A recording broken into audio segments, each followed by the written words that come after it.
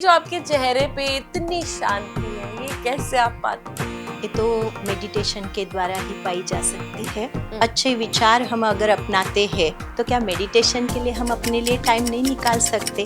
मन को भगवान में लगाना है। चलते फिरते भी आप परमात्मा को याद कर सकते हैं। और क्या स्नान करना जरूरी है? ये तन की बात है। भगवान तो हमारे तन को देखता ही नहीं, पर इसके अंदर एक एनर्जी है। एज इन योगा, इनमें क्या अंतर है? तो योगा करते हैं उसको कहेंगे एक्सरसाइज। मन की तंदुरुस्ती माना राज योगा है। अच्छे कर्म क्या हो? जैसे बड़े हैं तो उनका हम सम्मान जरूर करें, छोटे से हम प्यार करें, ये भी एक संस्कार है। कहते हैं ना कि प्यार की गंगा बहाते चलो। नमस्कार दोस्तों, मैं हूँ सिमरन नागपाल और आपका आज फिर से स्वागत करती हूँ खास बात सिमरन के साथ कि एक बहुत ही इम्पोर्टेंट एपिसोड में।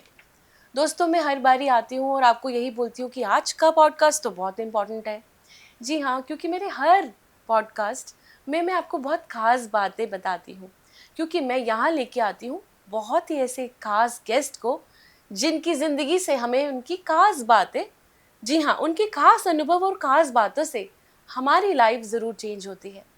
दोस्तों, हर एपिसोड से, हर पॉडकास्ट से मेरी ज़िंदगी तो बहुत बदल रही है।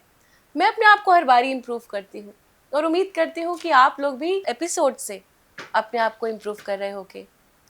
आज जो हम बात करने वाले हैं वो फिर से एक ख़ास बात है, क्योंकि दोस्तों हम रोज़मर्रा की ज़िंदगी में भाग रहे हैं, दौड़ रहे हैं, कुछ ना कुछ पाने की हमें आस रहती है। इस भाग दौड़ की ज़िंदगी में हम खुद को तो भूल ही जाते हैं। जी हाँ, आज हम अपनी मुलाकात खुद से करेंगे। इस पॉडकास्ट के द्वारा हम बात करने जा रहे हैं मेडिटेशन और स्पिरिचुअलिटी के। और हमारे साथ जो बहुत ही खास और बहुत ही प्यारे आज हमारे गेस्ट हैं, वो सीधा ब्रह्मा कुमारी से आए हैं। और क्या मैं उनके बारे में कहूँ, मैं उनसे ही जानूंगी उनके बारे में। हमारे साथ जुड़े हैं ब्रह्मा कुमारी डॉक्टर स्वर्णा कृष्णा ताटे, जो महाराष्ट्र से सीधा आज यहाँ फ्लाई करके इस एपिसोड के लिए और हम सबको एनलाइटन करने के लिए आए हैं। आपका बहुत बहुत स्वागत है दीदी, आपने अपना वक्त निकाला और आप यहाँ आए। Thank you so much. आपने भी हमें चांस दिया लोगों तक पहुंचने का। मैं दीदी आपसे सबसे पहले पूछना चाहती हूँ कि ये जो आपके चेहरे पे इतनी शांति है, ये कैसे आप पाती हैं? ये तो मेडिटेशन के द्वारा ही पाई जा सकती है। और मैं सबको यही कहूँगी कि मरह की जीवन तो हम सभी जी रहे, पर उसमें से सवेरे 5 मिनट और शाम को अगर हम 5 मिनट अपने लिए निकालते हैं तो ज़रूर हम मन की शांति अपने आप पा सकते हैं। ये बहुत ही खूब बात करी कि सुबह में 5 मिनट और शाम में। क्या 5 मिनट में हम अपने आप को क्या शांति दे सकते हैं? मेडिटेशन किस तरह से करें? जी ज़रूर दे सकते हैं। मेडिटेशन माना कोई ऐसी बहुत बड़ी प्रक्रिया नहीं है। इसमें देखा जाता है कि मेडिटेशन एक मन की शांति के लिए अच्छी सोच, अच्छे विचार हम अगर अपनाते हैं। चलो, जैसे कि आपने कहा कि भागदौड़ की जीवन है हमारी, तो आज हस्बैंड वाइफ दोनों भी जॉब कर रहे हैं। घर में देखा जाए तो बच्चों को संभालना, फिर घर संभालना, ये बहुत बड़ी जिम्मेदारी है। लेकिन सचमुच कहूँ तो क्या हम खाना नहीं खाते हैं, पानी नहीं पीते हैं? इतनी भाग दौड़ में भी खाने के लिए टाइम निकाल सकते हैं, पानी के लिए टाइम निकाल सकते हैं, तो क्या मेडिटेशन के लिए हम अपने लिए टाइम नहीं निकाल सकते? ज़रूर निकाल सकते हैं। तो मैंने कहा 5 मिनट में हम क्या करें, तो अपने बारे में सोचें कि मैं एक विशेष आत्मा हूँ। इस धरा पर भगवान ने मुझे जो यहाँ भेजा है, तो ज़रूर उसने मुझे अच्छा बनाकर ही भेजा है। तो मेरे अंदर अच्छाई क्या है, मेरी विशेषताएं क्या है, इसके बारे में सोचना भी मेडिटेशन है। बहुत ही प्यारी बात आपने कही। लेकिन इसकी क्या विधि रहती है कि मेडिटेशन में हम ये तो जाने कि मेरे में क्या खूबियाँ हैं, कभी कभी हम वो भी भूल जाते हैं, हम अपने आप को पहचान ही नहीं पाते। तो क्या इसकी विधि है मेडिटेशन की? एक्चुअली किस तरह से हमें करनी चाहिए?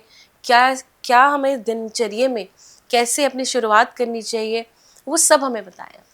जैसे कि हम अभी मेडिटेशन के लिए खास समय जो है वो है ब्रह्म मुहूर्त, अमृत वेले का समय। जी जी। अगर हम अपनी दिनचर्या ठीक रीति से करते, यानी रात को 10 बजे या 10:30 बजे तक सो जाते, तो जल्दी हम उठ भी सकते। 6 बजे अगर उठते हैं तो बस एक 10 मिनट आप अपने लिए निकालें और 10 मिनट में आप अपने आप को परमात्मा से जोड़िए। मेडिटेशन कोई बड़ी प्रक्रिया नहीं है, बस भगवान से अपने मन को जोड़ना है। जैसे एक छोटा बच्चा है ना, माँ को याद करता है, तो ये सहज है। एक अगर दोस्त है तो दूसरे दोस्तों को याद करता है, लेकिन ये याद साधारण रूप की है। पर जब हम भगवान को याद करते हैं तो जरूर उस भगवान को याद करने से वो एनर्जी, वो ऊर्जा हमको मिलती है। इसीलिए जैसे अगर मुझे धूप चाहिए, जैसे अभी ठंडी के दिन है तो मैं धूप में बैठूं तो मेरी ठंडी शरीर की निकल जाती है, ऐसे भगवान के पास अगर मैं बैठूं तो भी मुझको उसकी ऊर्जा जो है वो अपने आप मिल जाती है, मांगने की जरूरत नहीं पड़ती है। बस उसके साथ हम कनेक्ट होना बहुत जरूरी है। इसलिए गीता में भी बोला है, मन मना भव, मन को भगवान में लगाना है। चलते फिरते भी आप परमात्मा को याद कर सकते। चलो आपको खास टाइम नहीं है, आप समझो जर्नी करते हैं, है ना, कहाँ भी, तो उस समय तो आपके पास टाइम होता है, खाली होते हैं, हम किसी को फोन लगाते हैं, इसकी बातें उसकी बातें पूछते रहते हैं। तो इससे तो अच्छा है वो मिला हुआ आधा घंटा 1 घंटा आप उस भगवान से जुड़ जाए तो आपके अंदर वो एनर्जी आएगी। नहीं तो औरों को हम याद करते या औरों के बारे में सोचते हैं तो कहाँ ना कहाँ हमारे मन के अंदर कमजोरी के विचार पैदा होते हैं, और भगवान को याद करने से हमारी अंदरूनी शक्ति जो है वो विकसित होती है। इसलिए भगवान को याद करना सहज है। कितनी प्यारी आपने बात करी है कि भगवान को तो हम हर समय याद करें। और ब्रह्म मुहूर्त की आपने जब बात करी तो ब्रह्म मुहूर्त किस समय से, कौन सा वो समय है जिससे हम शुरू करें, और क्या उस ब्रह्म मुहूर्त में कितनी देर बैठना चाहिए? क्या वो 5 मिनट ही काफ़ी हैं? और क्या स्नान करना ज़रूरी है उससे पहले? जब आपने ब्रह्म मुहूर्त में उठे तो उससे पहले क्या स्नान करना ज़रूरी है? क्या भगवान क्या यही कहते हैं कि मेरे को ध्याओ तो स्नान करके ही ध्याओ? ऐसा सब होता है क्या?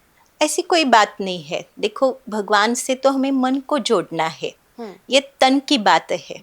तो भगवान तो हमारे तन को देखता ही नहीं।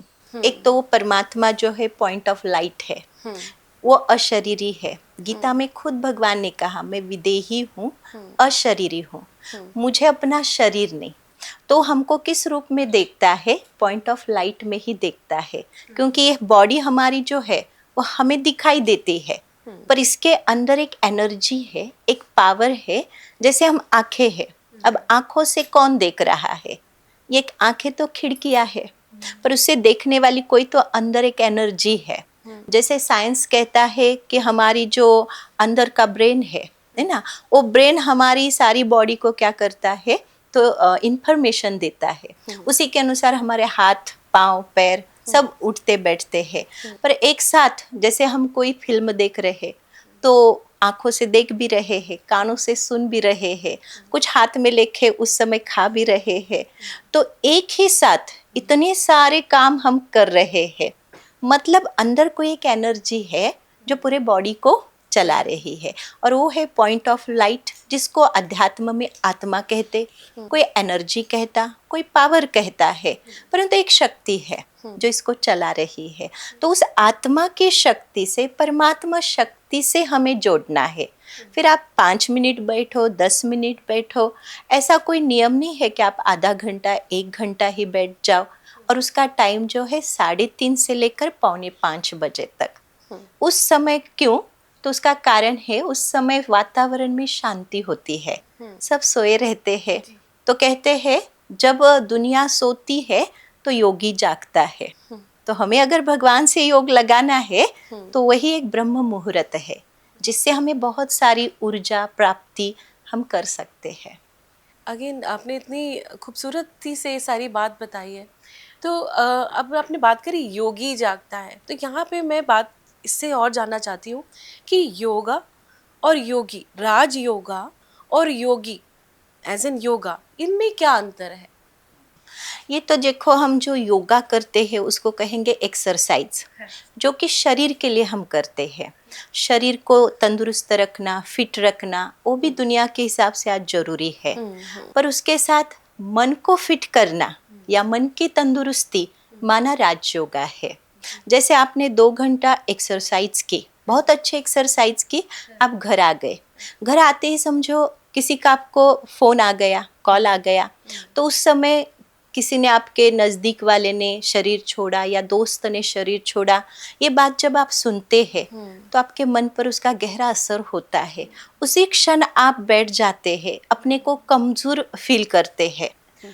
तो ये क्यों हुआ? आपने तो अभी 2 घंटा इतनी अच्छी एक्सरसाइज की, फिर भी वो छोटी बात आपके मन पर इतना गहरा असर क्यों कर गई? क्योंकि कहाँ ना कहाँ मन कमज़ोर रहा है। तो मन को शक्तिशाली बनाने के लिए, पावरफुल बनाने के लिए हमें राजयोगा की ही आवश्यकता है। तो राजयोगा क्या है? जैसे देखो, आप घर का, परिवार का जीवन जी रहे हैं, एक संसारी जीवन जी रहे, तो संसार के अंदर बहुत सारी बातें आती है। उन बातों को निगेटिव से पॉजिटिव में हम कैसे बदले, वही एक मेडिटेशन या राजयोगा है। जैसे मैं उठती हूँ, मेरा परिवार है, परिवार के अंदर बाल बच्चे भी है जो कभी तंग भी करते होंगे, कभी जीवन में आपके परेशानियां भी आती होंगी, तो उस समय मैं उस सिचुएशन को कैसे परिवर्तन करूं, उसके लिए मैं अंदर क्या सोच रखूं। तो मेरा ये जो परिवार है, एक विशेष परिवार है। भगवान ने मुझे इन बच्चों की सेवा अर्थ भेजा है, मैं इनकी सेवाधारी हूँ। अगर ये सोच रखते हैं कि मेरा ये परिवार बहुत ही खुशियों से भरा है, ये मुझे बच्चे बहुत सुख दे रहे हैं, न कि दुख दे रहे। हम सोचते क्या है, मेरा परिवार ऐसा है, मेरे बच्चे ऐसे हैं, मेरा तो भाग्य ही ऐसा है। जब हम ऐसी कोई बातें सोचते हैं तो कहाँ न कहाँ हम निगेटिव की ओर जा रहे हैं।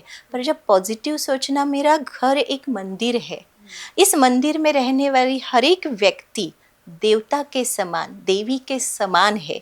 जब मेरी ये नज़र उनके लिए अगर इतनी ऊंची बन जाती है तो उनकी भी नज़र मेरे लिए उतनी ही ऊंची बनती। जैसे कहते, कोई बॉल आपके पास है, अगर आप वो दीवार पे डाल देते हैं, समझो पीला है तो लाल बनकर तो नहीं आएगा, जो आपने बॉल फेंका है वही रिटर्न आपको आएगा। इसे कहते क्रिया टू प्रतिक्रिया। जैसा मैं आपके बारे में सोचूंगी, आप भी वैसा ही मेरे बारे में सोचेंगे। तो सोच पर बहुत बातें निर्भर करती है। तो मैं अपने परिवार के लिए, अपने बच्चों के लिए, अपने समाज के लिए, अपने देश के लिए जब अच्छी सोच रखूं तो घर का तो मेरे परिवर्तन होगा ही, लेकिन देश का भी परिवर्तन कर सकते हैं। दीदी, आपने सच में बहुत ही प्यारी बात बोली है और ये मेरे दिल को बहुत ही ज़्यादा छू गई, क्योंकि मैं ऐसा ही सोचती हूँ कि हमारी सोच से हमारे चेहरे पे, हमारे चेहरे की निखार पे भी दिखता है। जैसा मन, वैसे आपके मन के भाव भी दिखते हैं और आपके चेहरे पे आते हैं। अब मैं ये देख रही हूँ कि आजकल, क्योंकि मैंने बात ही यही करी कि इतनी फास्ट पेस लाइफ है, भाग रहे हैं, और रिश्तों में मैं देख रही हूँ बहुत ही ज़्यादा केसेस भी सुन रही हूँ कि डिवोर्स केसेस या बहुत ही ऐसे घरों में लड़ाइयाँ, तनाव बहुत बढ़ रहा है। तो ये क्या है? उसमें हम किस तरह से घर के रिश्ते बचा पाएँ, अपने बच्चों को, जो बच्चे हमसे भटक रहे हैं, क्योंकि सोशल मीडिया भी बहुत है, काफ़ी जगह उनका दिमाग भटक रहा है, तो कैसे उनको अपनी तरफ केंद्रित करें और ये कहते हैं ना, ये प्यार का पूरा समा बांधे अपने घर में। आज रिश्तों में दरार क्यों हो रही है, पहले उसका कारण हमें पता हो। कि जैसे हम देख रहे, एक दूसरे के प्रति हमारे अंदर एक नकारात्मकता पैदा हो रही है। जैसे मेरी मम्मी है तो मुझे पूछती नहीं है, मेरे से बात नहीं करती है, मतलब कि हम हर एक के रोल को समझ नहीं पा रहे हैं। एक माँ है जो अपने बच्चे को अच्छी तरह अगर समझ ले, उसको क्या चाहिए। आज हम देखते दुनिया में सबको प्यार चाहिए।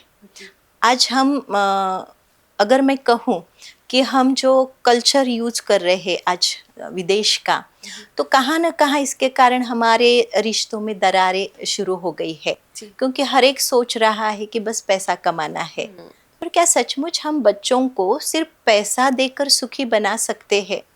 अगर उनको हम समय पर संस्कार नहीं दे सके, अच्छे गुण, अच्छी विशेषताओं के परख नहीं सके, तो फिर उनको हम बदल नहीं सकते हैं। और उनको अगर बदलना होगा तो आपको उनके नज़दीक रहना पड़ेगा, उन बच्चों के लिए भी समय देना पड़ेगा। अब मैं अपना अनुभव सुनाऊं कि जब मैं ब्रह्मा कुमारी लाइफ में आई, तब मेरी उम्र थी खाली 19 वर्ष के। तो उस समय मेरे परिवार वाले हैं या समाज है तो सब विरोध करने लगे थे, क्योंकि एक अलग सी जीवन मैंने स्वीकार की थी। लेकिन मैंने देखा कि मैंने ये नहीं कभी सोचा कि ये मेरे को विरोध कर रहे, पर आज की अगर परिस्थिति में बताऊं तो मेरा पूरा परिवार इस ज्ञान में चलता है, मुझे सहयोग करता है, उनको ये ज्ञान बहुत अच्छा लगता है। पर ये बदलाव कैसे आया? जब उन्होंने मेरे लिए निगेटिव थॉट शुरू किए थे, तब मैंने ये सोचा कि इनका अपना रोल है, मेरा अपना रोल है। मैं अपने रोल को अगर अच्छी तरह बेहतर रीति से अगर करती हूँ तो ये भी लोग बदल जाएंगे। तो मैंने वो करके दिखाया, तब उन लोगों में चेंज आया। तो कहने का मेरा एक ही भाव है इसमें कि हम अपने रोल को पहले समझे। हम क्या करते हैं कि जैसे आपकी एक स्क्रिप्ट है, मेरी एक स्क्रिप्ट है, पर मैं अपनी छोड़कर आपकी स्क्रिप्ट को अगर देखती रहूं या उसमें इन्वॉल्व हो जाऊं तो मैं अपनी स्क्रिप्ट को भूल जाती हूँ। इसी तरह कि आपका आपका रोल है, मेरा मेरा रोल है, पर मैं मेरे रोल को छोड़कर आपके रोल में घुस जाती हूँ। तो ये गलतियाँ हम घर परिवार में भी करते हैं कि बच्चा ऐसा क्यों करता है, ये वैसा क्यों करता है, ये ऐसी क्यों बोलती है। पर उसका वो एक रोल है, वो अपने रोल के अनुसार ही चलेगा। मैं कहूँ यहाँ बैठो तो नहीं बैठ सकता है ना, बच्चा है तो अपनी चंचलता वो दिखाएगा। लेकिन उसको अगर आप कहो ये चीज को हाथ नहीं लगाओ तो 10 बार लगाएगा। पर क्यों नहीं लगाना है, वो अगर आप अच्छी रीति उनको समझाते हैं तो मान जाएगा। तो जितना प्यार से आप बच्चों के साथ, परिवार के साथ रहेंगे तो अपने आप वो बच्चे भी आपका सुनेंगे, आपको भी समझेंगे। तो पहले आपको उनको अंदर से समझना होगा। और यही आपने इतने प्यार से समझाई इसी बात, और ज़िंदगी ही प्यार पे ही चलती है। मैं यहाँ पे आपसे जानना चाहती हूँ कि संस्कार क्या होते हैं, क्या है संस्कार? देखो, एक है हम संसार में आए हैं तो संस्कार तो हर एक के अलग अलग है। कहते हैं जैसे ये हाथ है, 5 उंगलियां एक समान तो नहीं है, पर जैसे हाथ में मुझे कोई चीज पकड़नी है तो 5 उंगलियां मुझे लगानी पड़ेगी। ऐसे संसार के अंदर भी हर एक के संस्कार भिन्न भिन्न है, परंतु हम कहते हैं हमेशा अच्छे संस्कारों को हमें अपनाना चाहिए। जैसे बैठना कैसे होता है, उठना कैसे होता है, किसी से हमें बात कैसी करनी है, व्यवहार कैसा करना है, इसी को हम संस्कार कहते हैं। जिनके अंदर नम्रता है, शांतता है, जब बात करें तो धैर्यता है, ये सारे जो गुण है उन गुणों को अगर हम अपनाते हैं, उस पर चलते हैं और अच्छे कर्म करते हैं तो उसी को संस्कार कहा जाता है। तो सिस्टर, यहाँ पे अच्छे कर्मों से आपका क्या कहने का तात्पर्य है कि अच्छे कर्म क्या हो? अच्छे कर्म का मतलब देखो, जैसे बड़े हैं तो उनका हम सम्मान जरूर करें, एक अच्छे संस्कारों में आता है।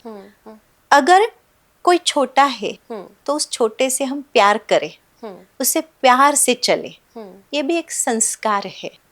दूसरा संस्कार कहा जाएगा कि जैसे मैं आपसे बात कर रही हूँ तो बात करने का भी एक संस्कार होता है। किसी को हम प्यार से भी चला सकते हैं, प्यार से बात करके भी हम उसको चलाएं, कोई मार के भी चलाता है। तो ये संस्कारों का अंतर जरूर है। तो जितना हो सके प्यार से चले, कहते हैं ना कि प्यार की गंगा बहाते चलो, बहाते चलो जी। यहाँ पे हम एक्चुअली जानते तो है कि संस्कार, और किस तरह से हमें बोला भी जाता है कि जो कर्म है अच्छे करोगे तो अच्छे कर्मों की सज़ा अच्छी होती है। लेकिन मैं आपसे, क्योंकि आप इतना स्पिरिचुअलिटी से जुड़ी हैं और कितने लोगों की आपने ज़िंदगी भी बदल दी, तो मैं आपसे तभी ये सवाल कर रही थी कि एक्चुअली में सही कर्मा क्या होते हैं। और जो आपने बड़ी खूबसूरती से बताया कि सही कर्मा है प्यार से सबसे जुड़े और सबको प्यार ही बांटे। और लाइफ ही यही है कि आप जितना सहज रहें, जितनी खूबसूरती से, जितनी सहजता से लोगों से जुड़े रहें, तो I think you can make a difference in the world.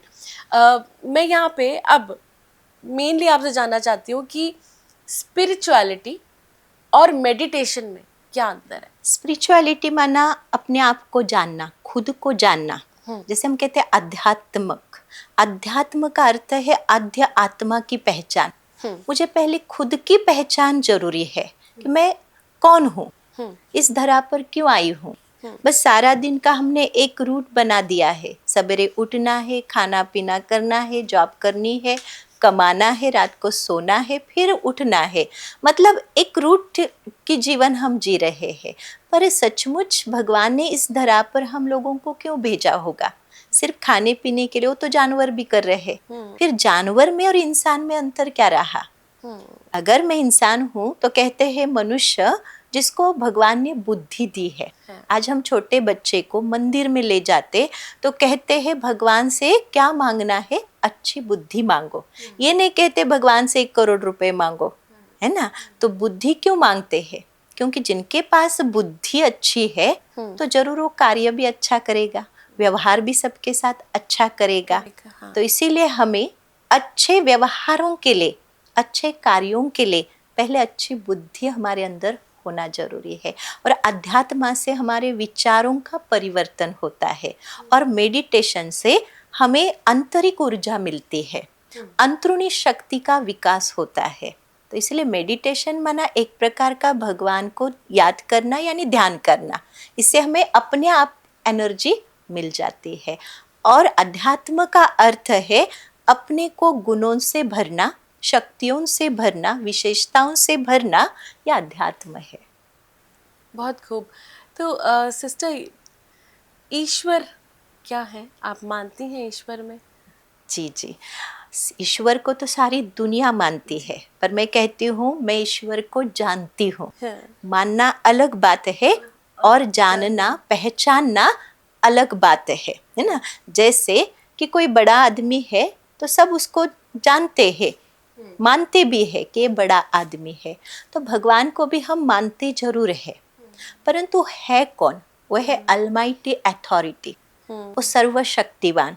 जैसे आज कोई कंपनी चल रही है, या कोई विद्यालय चल रहा है, या देश चल रहा, इसको चलाने वाला कोई तो है ना। मतलब कि कोई अथॉरिटी है। तो सारा इतना बड़ा विश्व है, तो इस विश्व का भी कोई रचयिता तो होगा, जिसको हम कहते हैं यूनिवर्सल पावर। मतलब एक पावर है, एक शक्ति है, जिसको किसी ने शिव शक्ति कहा, किसी ने शिव ज्योति कहा, किसी ने गॉड, अल्लाह, खुदा, अधिक नामों से भगवान, ईश्वर, प्रभु, बहुत सारे भगवान के हमने नाम रखे हैं। ये नाम भी क्यों आए? तो जैसे कहते हैं हमारी जितनी भी भाषा है भारत के अंदर, उतने सारे भगवान को नाम दिए गए। जैसे पानी है, बराबर। अब इस पानी को मैं पानी कह रही हूँ, पर कोई इंग्लिश बोलने वाला होगा वो वाटर कहेगा, है ना? कोई और भाषा का होगा तो वो उसको नीरू कहेगा, कोई जल कहेगा। पानी तो पानी ही है, इसका रंग रूप नहीं बदला, खाली उसका नाम बदल गया। क्यों? भाषा के अनुसार। वैसे भगवान भी एक ही है, गाते भी है सबका मालिक एक है, हम सब उनके बच्चे हैं। और ये ब्रह्मा कुमारी विद्यालय, उसका मेन उद्देश्य ही है one God one word family. पूरा विश्व एक भगवान ने बनाया हुआ है और हम सब उस भगवान के बच्चे हैं। इसीलिए हम सब आत्मा भाई भाई। इसीलिए कहते भी आए हिंदू, मुस्लिम, सिख, ईसाई, आपस में हम भाई भाई। तो किस रिश्ते से भाई भाई? बॉडी के रिश्ते से तो हो नहीं सकते। हम फीमेल है, कोई और मेल है, तो फिर ये भाई का नाता कहाँ से है? ये आत्मा से है। तो हम सब अंतरूनी आत्मशक्ति, हम सब भाई है। बस खाली हमने ये जो शरीर का ड्रेस अलग अलग पहना हुआ है, तो उस रूप से हम एक दूसरे को देख रहे हैं। पर जब हम आत्मा के रूप से सबको देखने लगे तो हमारे अंदर सबके लिए प्यार भी जगेगा, भाईचारा भी बना रहेगा। सिस्टर, अभी आपने फिर से हमें एक ऐसी बात बताई है कि आत्मा, कि ये सब हम एक दूसरे को देखते हैं और हम एक दूसरे की आत्मा से जानते हैं कि किस तरह का व्यक्ति है वो। क्या लाइफ आफ्टर डेथ है? मतलब मरने के बाद ये आत्मा कहाँ जाती है? जैसे कि दिन के बाद रात आती है, रात के बाद दिन आना ही है। वैसे जब हमारी आत्मा इस बॉडी को छोड़ देती, शरीर को छोड़ती है, तो नया शरीर धारण कर लेती है। कहते कि यहाँ की मृत्यु कहाँ का जन्म है। जिस घर में मृत्यु हुई वहाँ तो दुख है, पर वो जो आत्मा जहाँ जाकर जन्म लेगी वहाँ तो खुशी है। हाँ, तो आत्मा एक शरीर छोड़ती दूसरा ले लेती है, हाँ, बाकी आत्मा कहीं भटकती या कहाँ जाती आती नहीं है। आत्मा को अपनी अलग बॉडी, जैसे आपकी ये शरीर का जो कपड़ा है हाँ, वो समझो फट गया, हाँ, तो आप नया खरीदेंगे ना, नया हाँ, पहनेंगे। हाँ, ऐसे आत्मा भी नया शरीर धारण करके अपना रोल आगे का प्ले करती है। जी। तो कहा जाता है कि जब बच्चा अपनी माँ का वूम में जाता है, किसी पेट में जाता है, तो वो खुद चूज करता है कि मुझे ये माँ चाहिए। क्या ये सच है?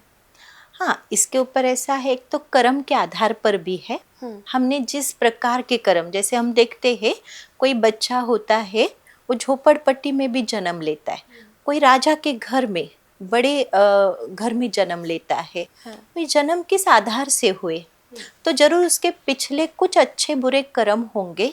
उस कर्म के आधार से ही हम आत्माओं को जन्म की प्राप्ति होती है।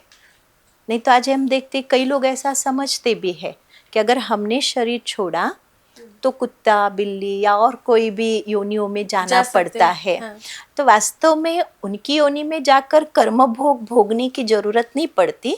आज इंसान का जन्म भी कई बार ऐसा होता है जो हम देखते झोपड़ी में रहना पड़ता है, 2 वक्त का खाना भी नहीं उसको मिलता है। और कोई ऐसा भी कुत्ता होता है, डॉग होता है, जिसको साहूकार बड़े घर में पाला जाता है। हाँ, उसको खास एक रूम उसके लिए स्पेशली होता है, उसको खाने के लिए पीने के लिए बहुत अच्छे प्रकार की चीजें दी जाती है। और साथ में फिर हम देखते हैं गाड़ी घूमने के लिए होती है, उसके लिए स्पेशल डॉक्टर होता है। तो इसने पिछले जन्म ऐसा बुरा कर्म करके अगर आया होता वो आत्मा, तो कुत्ते के जन्म में तो उसको दुख मिलना चाहिए था। पर एक कुत्ता दुखी भी है तो एक कुत्ता सुखी भी है। कोई कुत्ते ऐसे भी घूमते हैं जिनको कोई टुकड़ा भी नहीं डालता है। तो इस बात का ये प्रमाण है हाँ, कि हर योनि अपनी अपनी योनि में सुख या दुख की अनुभूति करती है। जैसे हम इंसान है तो इंसान की योनि में भी कई दुखी है, कोई सुखी भी है, वो पिछले कर्म के आधार पर। इसलिए कई लोग कहते पिछले जन्म मैंने पता नहीं क्या कर्म किया, हाँ, जो इस जन्म में मैं भोग रहा हूँ। कोई कहते इसने पिछले जन्म बहुत अच्छे कर्म किए हैं, तब तो इतने बड़े घर में इसने जन्म लिया हुआ है। तो ये कर्म का खेल है सारा।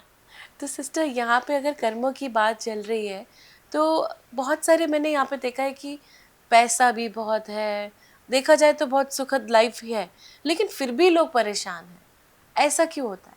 हाँ, कोई कुछ शरीर की बीमारी है, भले धन तो बहुत है, हाँ, पर शरीर की ऐसी ऐसी बीमारियां है हाँ, जो ना शक्कर खा सकता है ना घी खा सकता है, तो एक प्रकार का वो भी दुख है। हाँ, तो हर अपने कर्म, जैसे किसी ने शरीर का अगर कर्म का दुख दिया होगा तो उसी के अनुसार उसको फल मिल जाता है। किसी ने धन का बहुत दान किया है तो वो अच्छे घर में उसने जन्म लिया है।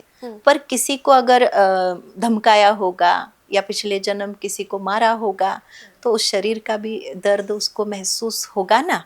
जैसे हम कहते हैं कई बार किसी को आंखें नहीं होती, तो क्यों नहीं होती, सबको तो है पर उसी को क्यों नहीं है, तो जरूर उसने कुछ ऐसा कर्म किया होगा ना, तब तो सब है पर शरीर का कोई भाग नहीं मिल रहा है। तो ये कर्म के ऊपर ही तो है, कर्म के ऊपर जन्म लिखे है। तो मतलब सारा ही हमारी जिंदगी का जो भी कहते हैं कि एक निष्कर्ष निकलता है वो हमारे कर्मों के द्वारा है। अगर अच्छे कर्म करें हैं तो यहाँ हम एक अच्छी ज़िंदगी जी रहे हैं। और कभी ऐसा भी होता है कि कर्म पीछे से हमने गलत करे, सपोजिटली कि कोई बिना आँखों क्या हुआ या कोई अपाहिज हो गया, एक बहुत ही अच्छे बड़े घर में जब बच्चा पैदा हुआ उसके पास वो या तो उसके पास पूरे अंग नहीं है या उस ऑटिस्टिक है, कोई तकलीफ के साथ पैदा हुआ, लेकिन घर उसको बहुत खूबसूरत मिला।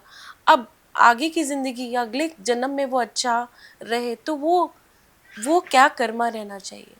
हाँ, अगर वो अच्छे कर्म करना शुरू कर देता है तो जरूर उसके कर्मों का फल बदल सकता है। इसलिए तो कहते हैं इंसान के हाथ में अपनी जीवन को बदलना है, तो अपने हाथ में है। अगर इस जन्म मुझे इतना पता पड़ गया कि ये गलत कर्म है और मैं ना करूं तो मैं सही रास्ते पर जा रही हूँ, तो अपने मंजिल पर अपने ठिकाने पर तो मैं पहुंच सकती हूँ।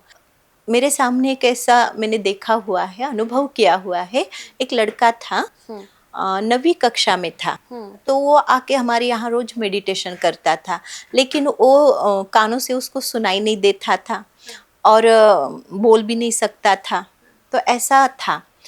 तो रोज मेडिटेशन, अब उसको सुनाई नहीं देता तो मैं उसको क्या सुनाऊं, तो मैं अध्यात्म तो उसको कुछ नहीं सुना पाती। अब मुख से बोलना भी नहीं आता है, उसके जो के अंदर की भावनाएं वो भी मुझे पता नहीं।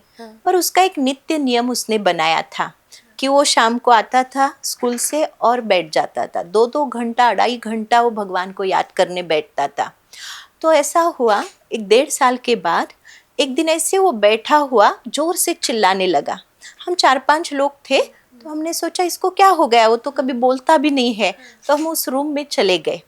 जैसे उस रूम में चले गए तो उसको पूछा क्या हुआ, तो कहता है मुझे एक ऐसा सीन दिखाई दिया कि ये जो भगवान का चित्र है उसमें एक व्यक्ति दूसरे व्यक्ति के गले के ऊपर चाकू से वार कर रहा है। और जैसे मैंने वो देखा सीन तो मैं चिल्लाने लगा और मेरे को अपने आप आवाज निकल आई। तो फिर उसके ऊपर हमने थोड़ा सोचा तो ये ऐसे कैसे हो गया, तो उसको सुनाई भी देने लगा, आवाज भी मुख से निकलने लगा। तो ये पिछले उसके जो कर्मा थे उसके खुद के थे, खुद ने उसने पिछले जन्म एक व्यक्ति के साथ ऐसा व्यवहार किया था। तो इस जन्म उसने मेडिटेशन किया, भगवान को याद इतना किया प्यार से कि उसके वो कर्मा जो है वो वहाँ खत्म हो गए और उसके अंदर वो फिर से जागृति आ गई, उसको बोलना भी आ गया, सुनना भी आ गया।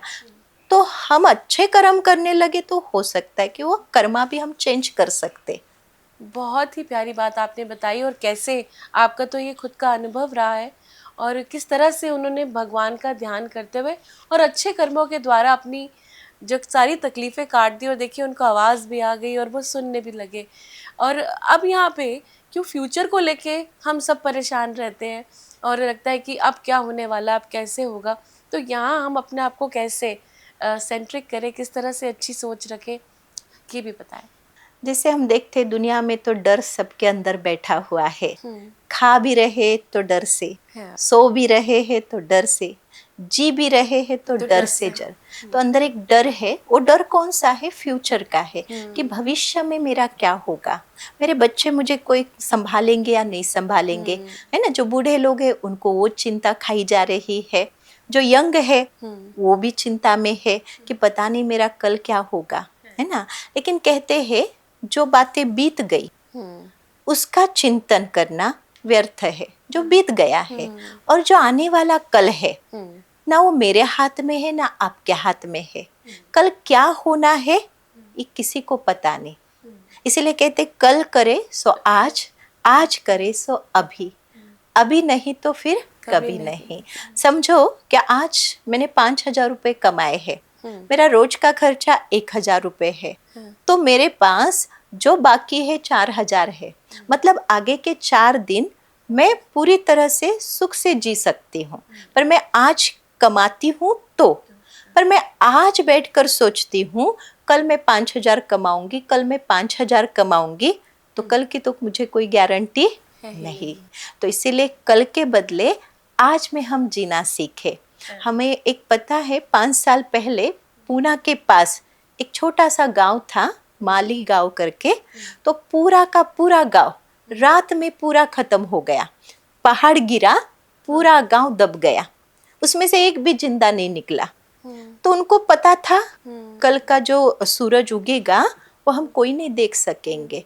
तो इसीलिए कल के बजाय हम आज वर्तमान में अगर जीते हैं तो हमारी जीवन बहुत ही खुशी की हो जाती है।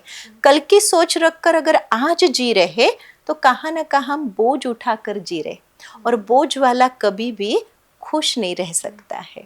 इसीलिए कल की बातें कल पर छोड़कर आज में जीना सीखना चाहिए। कितना अच्छा आपने, कितने अच्छे और सहजता से ये बात समझाई है कि आज में जीना कितना ज़रूरी है। इसी के साथ मैं आपसे आखिरी ये सवाल पूछना चाहती हूँ कि जो हमारी यंग जनरेशन है, क्योंकि मैंने बार बार ये बात करी है कि भटक गई है, और इस समय मैं देख रही हूँ कि सोशल मीडिया का एक्सपोजर भी है, उनका दिमाग क्योंकि टेक्नोलॉजी बढ़ चुकी है और वो भटक रहे हैं, लेकिन किस तरह से उन्हें अपनी तरफ अध्यात्म की तरफ केंद्रित करें, किस तरह से उन्हें सिखाया जाए कि मेडिटेशन और स्पिरिचुअलिटी कितनी ज़रूरी है अपनी लाइफ को अच्छा बनाने के लिए। तो यहाँ पे मैं उन बच्चों के लिए स्पेसिफिकली जानना चाहती हूँ कि क्या नियम अपनाएं। मैं तो यही कहती हूँ कि आज का युवा कल का देवता बने। मतलब देवताओं के संस्कार हमारे अंदर आने चाहिए। आज की जनरेशन में हम देखते हैं कि न्यू ब्लड है, तो उस न्यू ब्लड का जो भी हम उपयोग कर रहे हैं, यूज कर रहे हैं, वो अच्छाई के लिए करें, न कि बुराई के लिए करें। किसी को धमकी देने के लिए, किसी को दुख देने के लिए, किसी को परेशान करने के लिए हम अपनी एनर्जी को खर्च ना करें। उससे अच्छा है हम अपनी देश की सेवा, समाज की सेवा, परिवार की सेवा के लिए हम करें। आज कई ऐसे युवा है, अगर मुझे मेरी पसंद की नौकरी नहीं मिली, मेरी पसंद की छोकरी नहीं मिली, तो बस सुसाइड के लिए तैयार हो जाते हैं। क्या अगर मेरे जीवन में कोई दुख दर्द है, परेशानी है, इसके लिए यही एक बात है कि मैं सुसाइड कर लूं? अगर मैं सुसाइड करके सारे प्रॉब्लम खत्म हो जाते हैं क्या? ये मैं अपने आप से पहले सवाल करूं कि और ही मैं अपने परिवार के लिए, माता पिता के लिए, समाज के लिए प्रॉब्लम खड़ा कर रहा हूँ। यह सोचने की बात है, क्योंकि आज हम देख रहे हैं कि हमारी जो यंग जनरेशन आप जो बोल रहे हैं वो इसी तरफ ज़्यादा भाग रही है कि कुछ नहीं मिला तो चलो मैं सुसाइड कर लूँ, है ना। तो ये सबसे बड़ा माँ बाप के सामने मुझे लगता है बहुत बड़ी एक परेशानी है, और इससे बहुत से माँ बाप जूझ रहे आज। इसीलिए बच्चा जो भी हट करे, जिद करे, वो पूरी कर रहे। क्यों? बच्चा कुछ कर ना ले अपने आप को, है ना। तो ये डर के कारण वो ना चाहते हुए भी, है ना, उनकी इच्छा नहीं है तब भी वो दे रहे हैं। लेकिन मैं यही कहना चाहूँगी अपनी युवाओं को कि बस आपको जीना है अपने देश के लिए, अपने माता पिता के लिए। हम ऐसा कोई अच्छा काम करके जाए जो हमारा नाम अमर हो जाए, हमारे देश का नाम अमर हो जाए, हमारे माता पिता का नाम अमर हो जाए। तो ऐसा हम अगर कुछ करके दिखाते हैं तो एक शान हमारे देश की बढ़ जाएगी। और ये हमारा सब अगर ऐसा सोचते हैं तो हम एक अपने देश को ऐसी जगह पर ले जाएंगे जो हम कहते हैं हमारा भारत विश्व गुरु बने। तो ये यंग जनरेशन अगर कुछ करती है तो ये इजी हो सकता है।